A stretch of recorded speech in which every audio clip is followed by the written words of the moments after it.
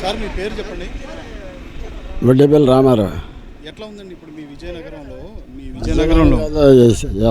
Cheepurupalli నీరోజు. Okay, ఈ చీపురుపల్లి నియోజకవర్గంలో ఎట్లా ఉంది జగన్ గారి పాలన ఎలా ఉంది? మీకు ఎట్లా అనిపిస్తుంది జగన్ గారి పాలన? ఆడవాళ్ళు కనుక మగవాళ్ళు కనుక బాగుందనేసి అనుకుంటాను అంతే, మరి ఇంకేటి అది అందరూ వ్యక్తితే మనం చెప్పలేము. నా అభిప్రాయం బాగుందనేసి. ఏంటి ఏం మేలు జరిగింది? దాఖలీ మహిళగా మా ఆడవాళ్ళకి ఇస్తున్నాడు. ఆడవాళ్ళకి 4 సార్లు ఇచ్చారు, ఇది 4వసారి ఇస్తే లేవు 3 సార్లు ఇచ్చారు. ఆ అభిమానం మీద మనకి సాగిస్తాను. వాలంటీర్లు ఉన్నారు, వాలంటీర్ల దగ్గరికి వచ్చి పెన్షన్లు ఇస్తాను. ఎట్లా ఉందండి వాలంటీర్ల పనితీరు ఎట్లా ఉంది?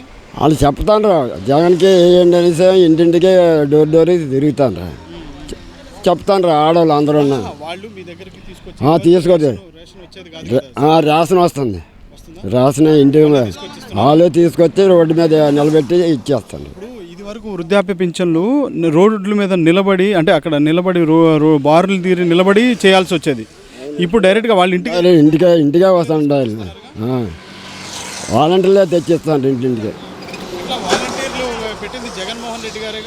జగన్మోహన్ రెడ్డి గారు పెన్షన్ చేస్తే ఇంటింటికి వచ్చి ఇస్తాను. ఇంతకుముందు మేము వాళ్ళ దగ్గరికి వెళ్ళి తీసుకుంటాను.